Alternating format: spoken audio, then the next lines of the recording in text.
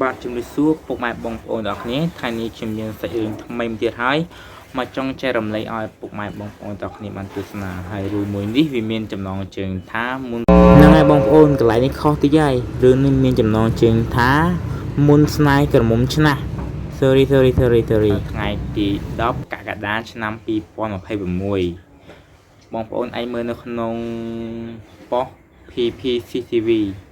វាចាក់ផ្សាយបងប្អូនរឿងហ្នឹងប៉ុស្តិ៍ PPCTV ចាក់ផ្សាយហ្នឹងបងប្អូនអាចមើលនៅក្នុងទូរទស្សន៍បើបងប្អូនមានទូរទស្សន៍មើលតាមទូរទស្សន៍ក៏បានដែរហ្នឹងបងប្អូនអរគុណចូលមានប៉ុណ្ណឹងឯងមុនចេញទៅអញ្ញាកណ្ដាំងមួយផង